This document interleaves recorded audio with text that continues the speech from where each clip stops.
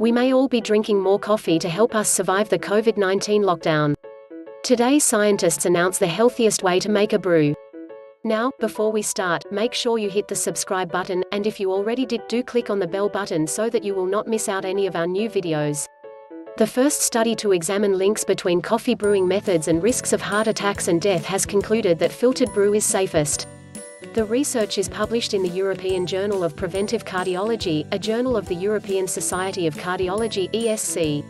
Study author Professor Dag Esthel of the University of Gothenburg, Sweden said, their study provides strong and convincing evidence of a link between coffee brewing methods, heart attacks and longevity. Unfiltered coffee contains substances which increase blood cholesterol. Using a filter removes these and makes heart attacks and premature death less likely. Coffee is one of the most popular beverages worldwide and the most frequently used stimulant. Some 30 years ago Professor Thel discovered that drinking coffee was linked with raised total cholesterol and the bad LDL cholesterol, to such an extent that it was likely to have detrimental consequences for heart health.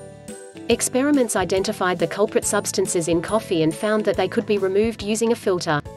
A cup of unfiltered coffee contains about 30 times the concentration of the lipid-raising substances compared to filtered coffee. He said they wondered whether this effect on cholesterol would result in more heart attacks and death from heart disease. But it was unethical to do a trial randomizing people to drink coffee or not. So they set up a large population study, and several decades later they are reporting the results. Between 1985 and 2003, the study enrolled a representative sample of the Norwegian population, 508,747 healthy men and women aged 20 to 79. Participants completed a questionnaire on the amount and type of coffee consumed. Data was also collected on variables that could influence both coffee consumption and heart diseases, so that these could be accounted for in the analysis. For example, smoking, education, physical activity, height, weight, blood pressure, and cholesterol. Participants were followed for an average of 20 years. A total of 46,341 participants died. Of those, 12,621 deaths were due to cardiovascular disease. Of the cardiovascular deaths, 6,202 were caused by a heart attack. Overall, coffee drinking was not a dangerous habit. In fact, drinking filtered coffee was safer than no coffee at all. Compared to no coffee, filtered brew was linked with a 15% reduced risk of death from any cause during follow-up. For death from cardiovascular disease, filtered brew was associated with a 12% decreased risk of death in men and a 20% lowered risk of death in women compared to no coffee. The lowest mortality was among consumers of 1 to 4 cups of filtered coffee per day.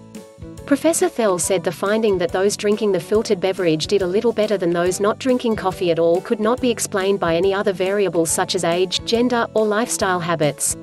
So, they think this observation is true. Filtered brew was also less risky than the unfiltered beverage for death from any cause, death due to cardiovascular disease, and deaths from heart attacks. Professor Thel said their analysis shows that this was partly because of the cholesterol-increasing effect of unfiltered coffee.